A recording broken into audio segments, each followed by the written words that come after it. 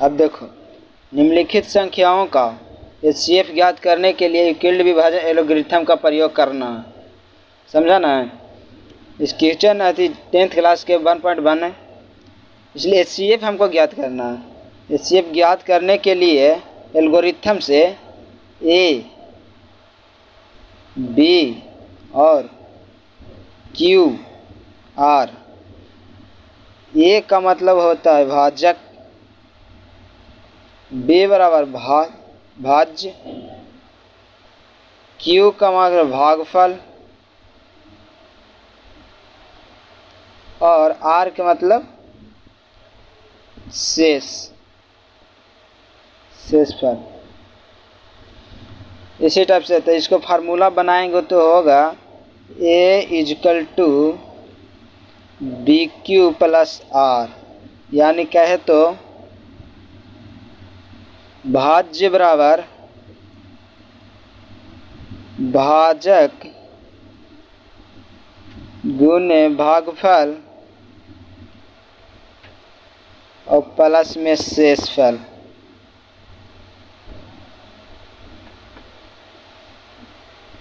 जो बड़ा है उसमें छोटा से भाग देना, यानी 135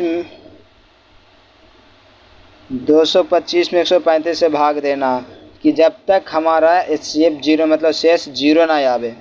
तो एक दो मराती लगाएंगे तो 270 आएगा, ये हमको है यहाँ दे 225 है, इसलिए एक मराती लगाएंगे 135 और ये कट गई। अब देखिए 5 से 5 कट गया 0, 2 में से 3 आ जाएगा तो एकदम 5 12 में से 3 गया 9, 12 में से 3 गया 9, अब 1 में से गया कटकुट। अब देखो अभी तक तो शेष जीरो ना आया, जब तक जीरो ना आएगा जब तक हम लगाते थी काटते रहेंगे, भाग देते रहेंगे। तो 135 में 90 से भाग देंगे तो 135, दो मराती करेंगे तो 180 आएगा। है इतना, यहाँ कितना 135, इसलिए हम 1 से भाग देंगे, 1 से 90 हो गया। अब 135 में से 90 घटाएंगे तो 45 बचेगा। अभी तक भी तो शेषफल जीरो नहीं आया है, इसलिए एक बार और भाग दे के देते हैं। देखिए 90 तो 45 दूनी 90 कट गया, अब हमारा शेष जीरो आ गया, यानी शेष जीरो। तब हम चलेंगे स्टेप से। अब देखेंगे ये फार्मूला से चलेंगे कि कैसे आता है। देखिए यानी भाज्य बराबर भाजक गुने भागफल और प्लस में शेष।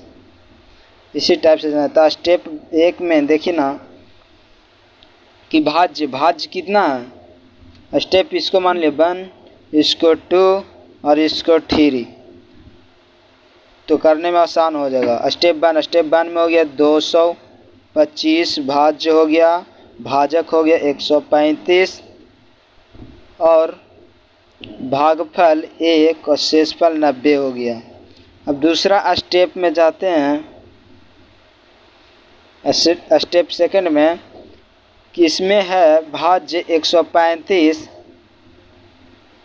और भाजक 90 गुने भागफल 1 प्लस शेष 45 है। अब स्टेप 3 में देखिए भाज्य इसमें 90 है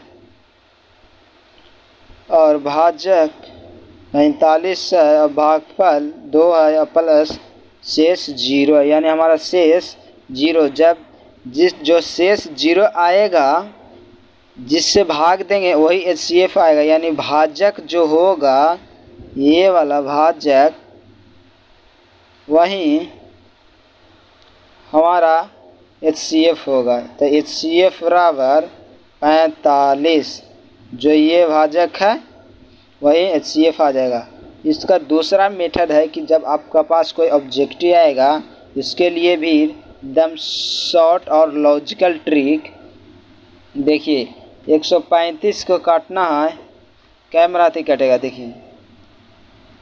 3 से लगाते हैं, 2 से नहीं लगा, 3 से 4 तिया 12, 45 मराती, फिर 3 से 15 मराती, फिर 3 से 5 मराती, यानी 135 को हम लिख सकते हैं 3 गुने 3 गुने 3 गुने 5।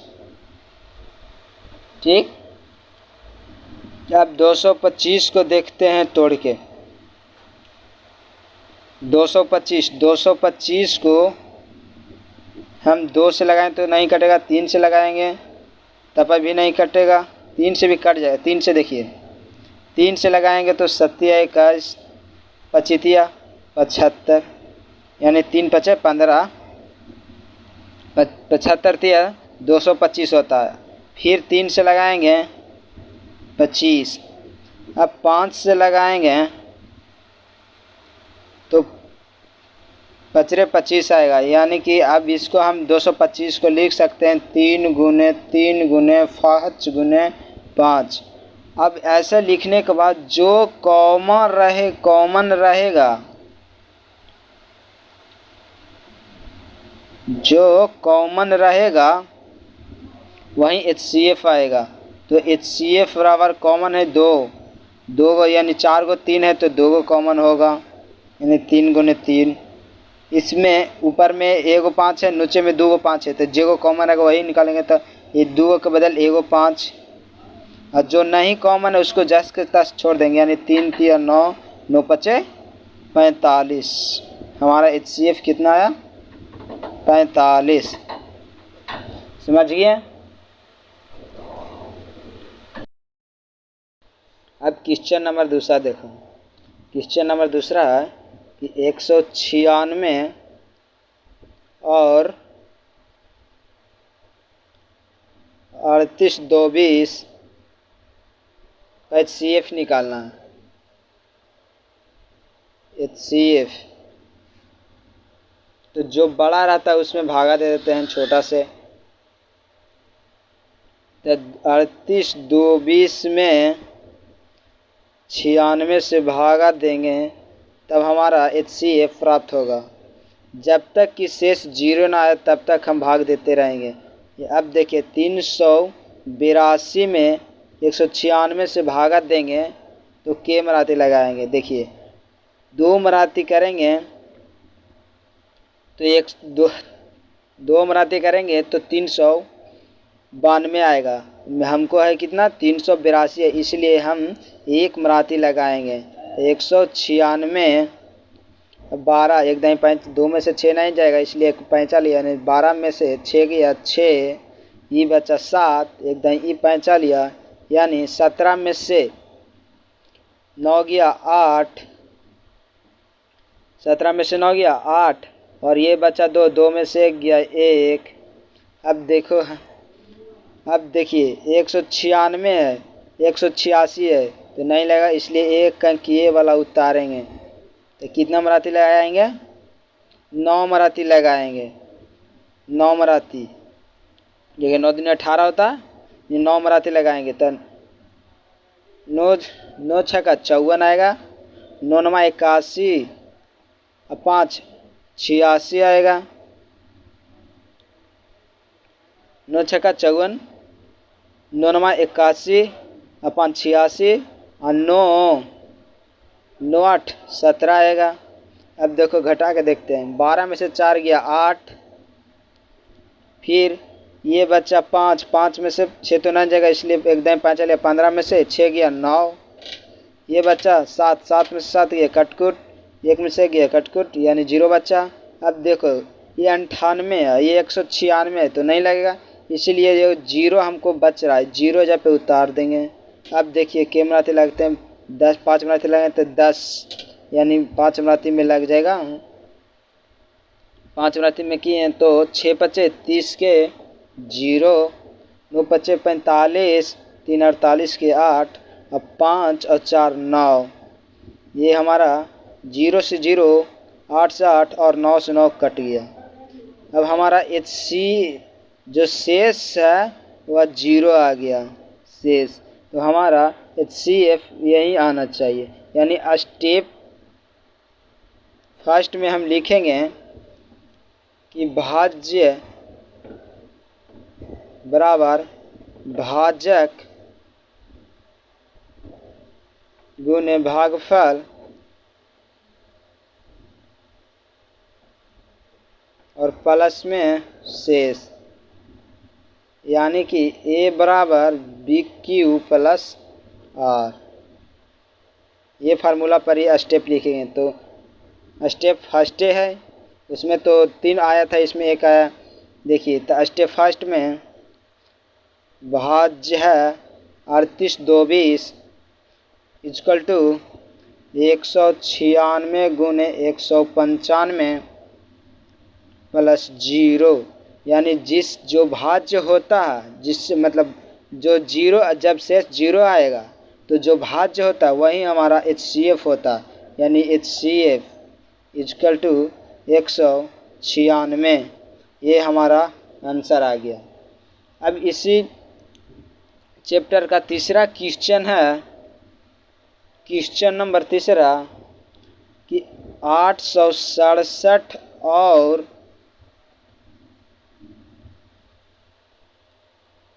255 का HCF निकालना। का HCF बराबर वाट। तो जो हम पहले से बोल रहे हैं कि जो बड़ा है उसमें छोटा से भाग देना, यानी 867 में 255 से भाग देना। तो देखिए अब कितना मराठी लगाएंगे, 3 मराठी लगाएंगे तो कितना आएगा 15। अब हम यहाँ पे 3 मराठी लगाते हैं, तो 3 मराठी लगाएंगे तो देखो गुना करके बताते हैं 3 मराठी, यानी 5 15 1 16 और 3 दूनी 6 1 7 765 आता। यानी 3 मराठी लगाएंगे तो 3 5 15 के 5, 3 5 15 1 16, 3 दूनी 6 1 7। अब हम घटाएंगे, देखते हैं कि 7 में से 5 गया तो 2 बचा, और 6 में से 6 गया 0, 8 में से 1 गया 1, 8 में से 7 गया 8 में से 7 गया 1। यानी कि अब हमारा 102 बचा। तो 255 में 102 से भाग नहीं लगेगा क्योंकि ये छोटा है, इसलिए 255 में 102 से भाग देंगे तो 2 मराठी लगेगा। यानी 2 मराठी तो 102 गुने 204, ये कट गया। 5 में से 4 गया 1, 5 में से 0 गया 5, 2 में से 2 गया कट गया 0, यानी कि 51 बचा। अब 51 से 102 में भाग देंगे। देखो 51 में 102 से भाग देंगे तो अब 2 मराठी 102, 51 दूनी 102 कट गया। अब शेष 0 बचा, यानी कि अब हमारा HCF निकल जाएगा। तो HCF बराबर A बराबर BQ प्लस R। अब स्टेप बाई स्टेप हम लिखेंगे। तो स्टेप फर्स्ट में ये स्टेप फर्स्ट हो गया, स्टेप सेकंड हो गया और स्टेप थर्ड हो गया। तो स्टेप फर्स्ट में ये बराबर मतलब भाज्य बराबर 867 इक्वल टू 255 गुने 3 प्लस 102। स्टेप दूसरा में देखिए, स्टेप दूसरा में भाज्य है 255 इक्वल टू 102 गुने 2 प्लस में 51। अब स्टेप 3 में, तो स्टेप तीसरा में भाज्य है 102 बराबर भाजक है 51 गुने भागफल है 2 और शेष 0। यानी जब शेष हमारा 0 आता है, यानी कि शेष 0 आया तो जो भाज्य होता है वही HCF होता है। तो HCF बराबर 51। अब क्वेश्चन नंबर दूसरा है कि दर्शाइए कि कोई भी धनात्मक विषमक पूर्णांक 6q+1 या 6q+3 या 6q+1 के रूप का होता है, जहाँ q कोई पूर्णांक है, यानी q बराबर कोई भी पूर्णांक है। तो हम मानेंगे इसको सोल्व करने का एक लॉजिक ट्रिक है कि मानना कि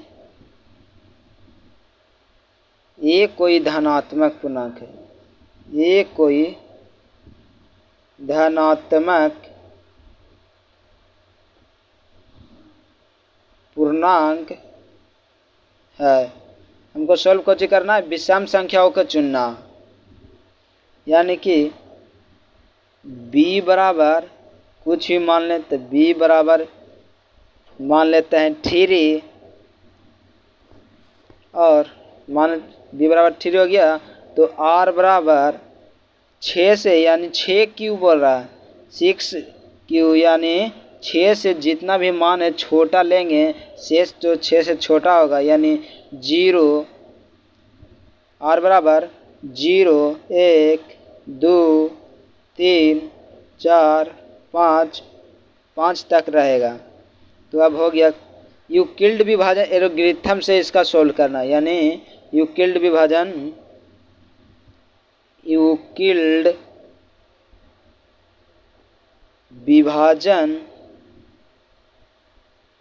एल्गोरिथम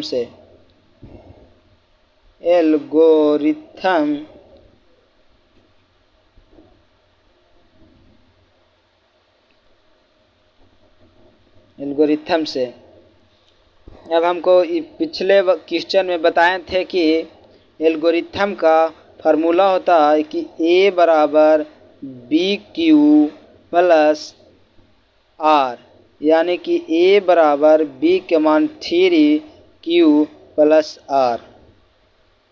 अब हम देखेंगे कि लिखेंगे जहां r का मान कोई भी 0 1 2 3 4 5 तक रखेंगे, यानी 6 से नीचे रखेंगे। जो शेष का मान है, शेष का जो 0 1 2 3 5 तक रखेंगे, उससे आगे नहीं जाएंगे। इसीलिए अब हम लिखेंगे कि माना कि r बराबर 0, पहले r बराबर 0, माना कि r बराबर 0 रखने पर, माना कि r बराबर 0 रखने पर, तो देखिए q बराबर 3q+R, यानी r के जगह पर 0 हम रखेंगे, तो a बराबर 3q हो गया। अब हमको दिखना है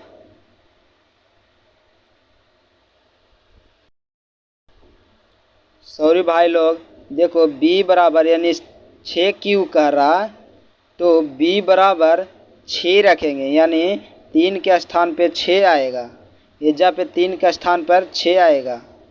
पहले से लगा कि 3q है, इसलिए b बराबर 3 रखें। देखिए यहाँ पे b के मान 6 होगा, यानी 6q। अब हम इसी तरह से r का मान या 0 रख दिए। अब r का मान 1 रखने पर हम r का मान 1 रखेंगे, तो r बराबर q बराबर 6q, a बराबर 6q+R, यानी कि a बराबर 6q, r के मान 1 है, r का मान 1 हो गया। अब आगे देखिए, तो आर का मान 1 हो गया। इस जगह पे एजे रह दीजिए। अब जहाँ आर बराबर रख दीजिए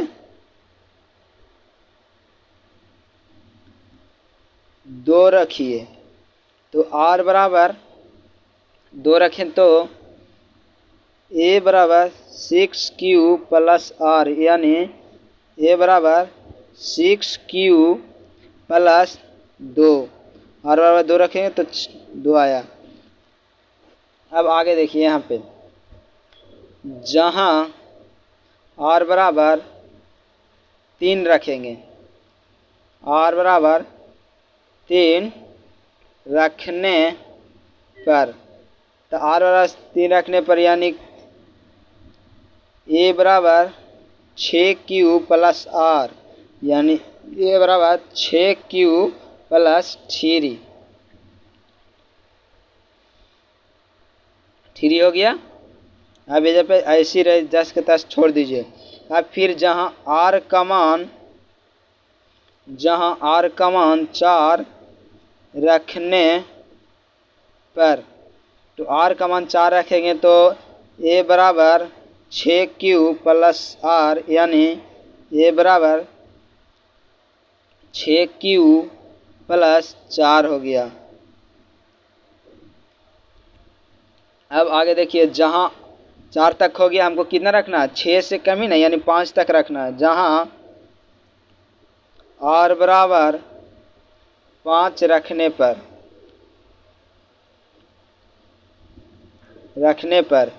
तो ए बराबर 6Q प्लस आर, तो ए बराबर 6Q प्लस 5, यानी हमारा आ गया। अब कोची बोल रहा?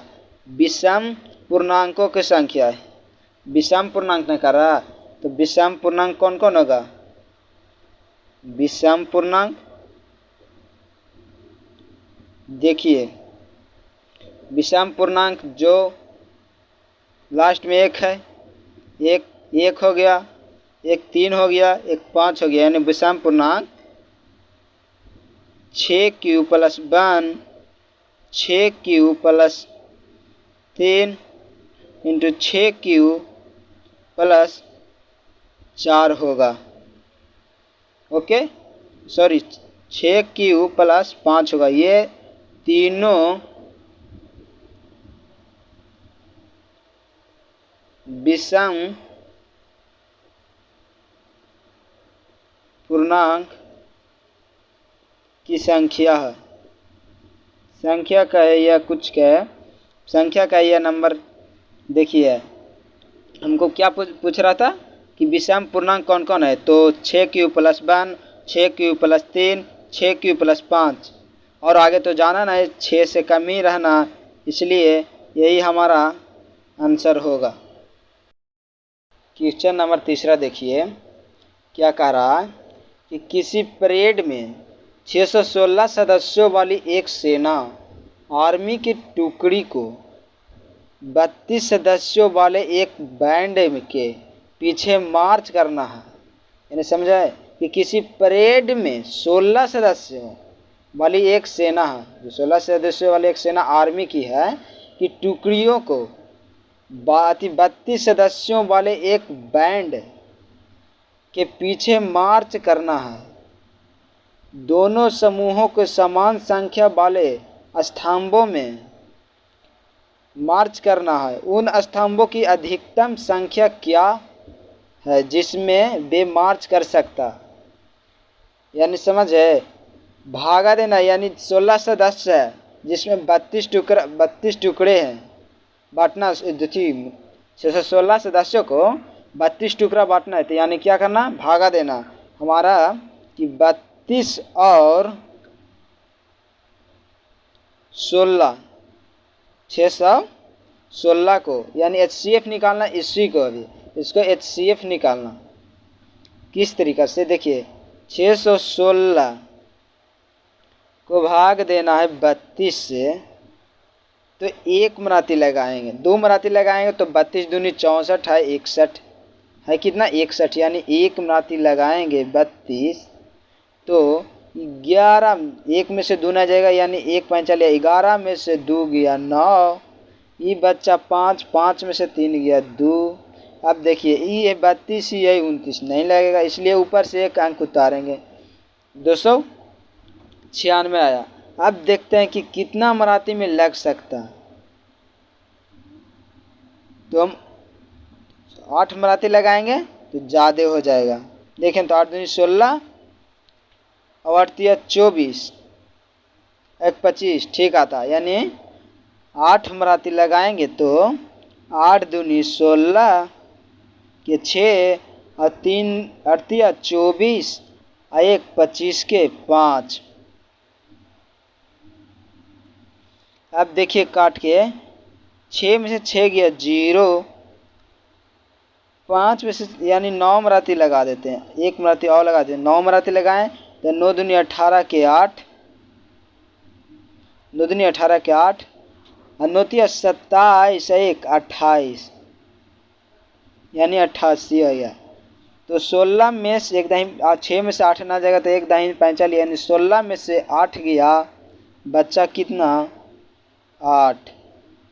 ये बच्चा 8, 8 में से 8 गया 0, 2 में से 2 गया 0, यानी इन लोग कटकुट, 0 का मतलब कटकुट। अब देखिए 32, ये 8 है और 32 है, यानी 0 नहीं आया। 8 32 में 8 से भागा देंगे तो 4 मराठी में कट जाएगा, हो गया 4 मराठी में कट जाएगा। ये देखिए 8 चौक 32, 2 से 2 कैंसिल, 3 से 3 कट गया। अब हमारा शेषफल क्या आया 0, शेषफल 0, यानी HCF बराबर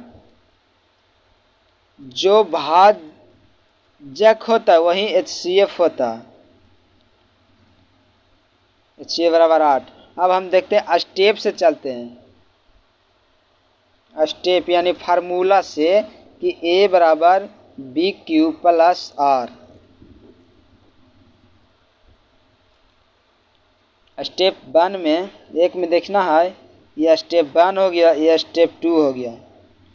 तो स्टेप 1 में हो गया भाज्य हो गया 616, भाजक हो गया 32, भागफल हो गया 19 प्लस शेषफल हो गया 8। और स्टेप सेकंड में देखेंगे कि भाज्य है 32 बराबर भाजक है 8 गुने भागफल 4 और शेष 0 है। हमारे ये सी पतला कि शेष जब 0 आएगा तो जिस भाज्य से भागा दिया है वही HCF आएगा, यानी HCF बराबर 8 हमारा राइट आंसर है। Question number next 4 number question है कि यूक्लिड विभाजन परिमेय का प्रयोग करके दर्शाइए कि किसी धनात्मक पूर्णांकों का वर्ग किसी पूर्णांक m के लिए 3m या 3m प्लस 1 के रूप का होता है। यानी क्या कह रहा है, यूक्लिड विभाजन से परिमेय का ज्ञात करने का, परिमेय का प्रयोग करके, यानी हम मान लेंगे इसको सॉल्व कर रहे हैं कि माना कि एक कोई धनात्मक पूर्णांक है तो b बराबर कितना माने 3 है, तो 3m मानते हैं, 3m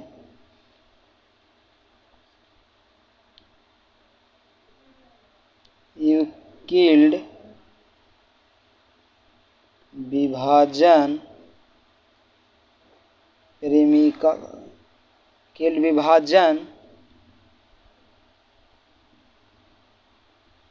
एल्गोरिथम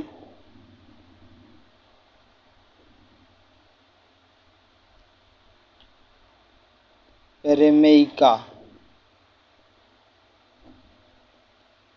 हो गया। तब हम क्या करेंगे, एक फार्मूला करेंगे A बराबर BQ प्लस R। ये क्वेश्चन नंबर सेकंड में ही बता चुके हैं, फर्स्ट में बता चुके हैं।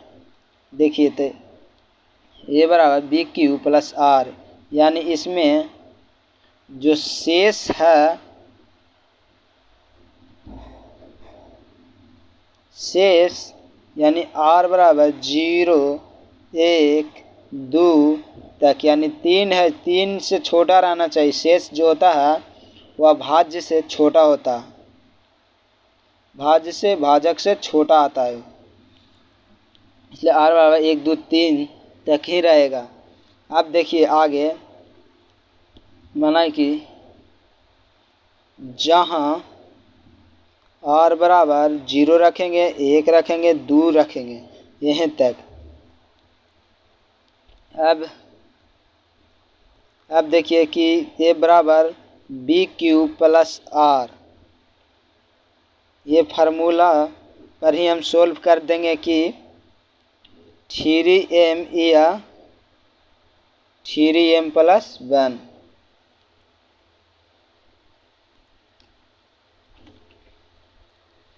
देखिए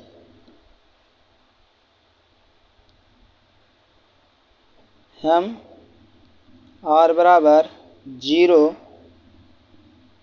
रखने पर, तो आर बराबर 0 रखने पर तो ए बराबर बी क्यू, यानी क्यू के मान एजा पड़ी 3 रह जाएगा, बी का मान 3, यानी 3q प्लस आर, ए बराबर 3q प्लस 0, तो ए बराबर 3q आएगा। और क्या कह रहा है कि दोनों ओर घन वर्ग करने पर किसी पूर्णांक का m के लिए, यानी दोनों ओर वर्ग कर देंगे, तो लिखेंगे कि दोनों तरफ वर्ग, जो दोनों तरफ वर्ग करने पर, दोनों तरफ वर्ग करने पर तो क्या हो जाएगा, ए स्क्वायर इक्वल टू 9, यानी 3 का स्क्वायर, तो ए स्क्वायर इक्वल टू, इसको लिख सकते हैं कि 3 गुने 3q स्क्वायर, इससे कोई दिक्कत नहीं होगा। देखिए तो 3q स्क्वायर का हम मान लेंगे, यानी माना कि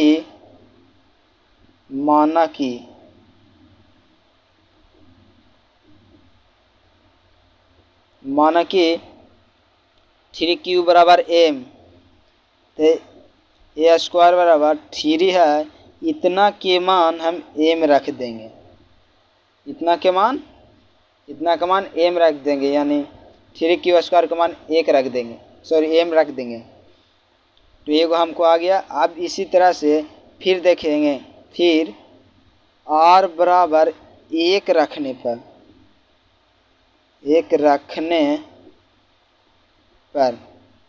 तो r बराबर 1 रखेंगे तो a बराबर 3q प्लस r, तो a बराबर 3q, r के मान 1 रख देंगे।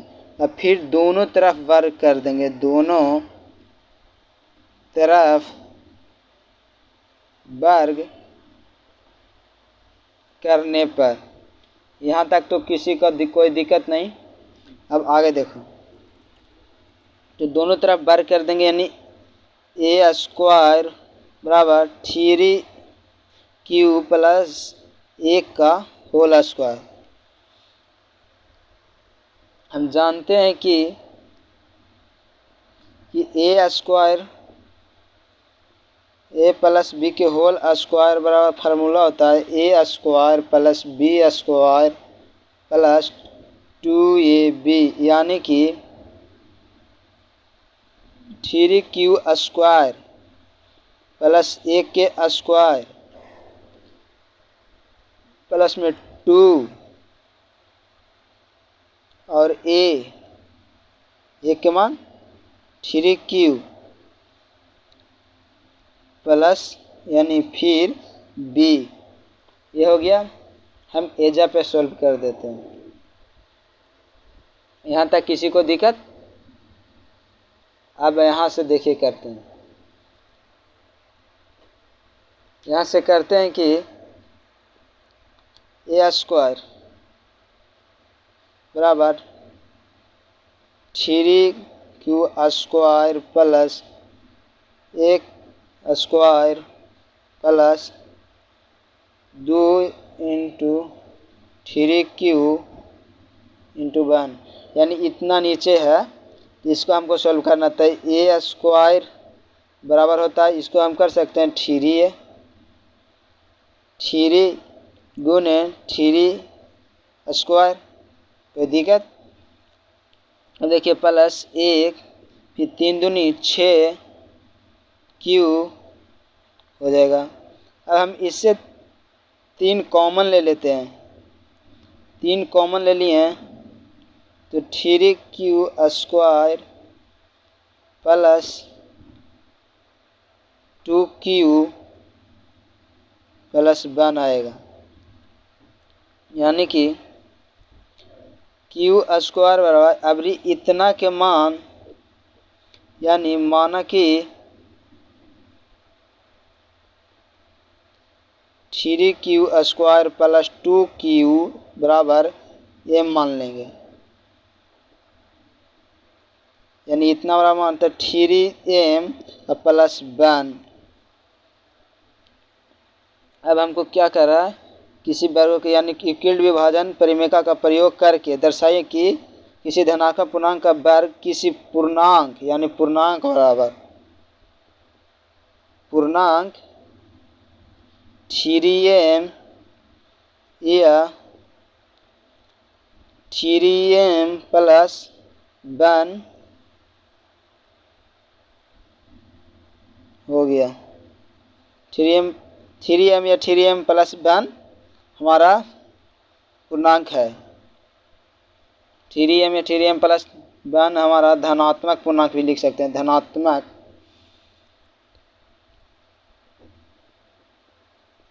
पूर्णांक है। ये हमारा आंसर हो गया। ये हमारा आंसर हो गया। देखिए पूर्णांक 3m या 3m प्लस 1 धनात्मक पूर्णांक है।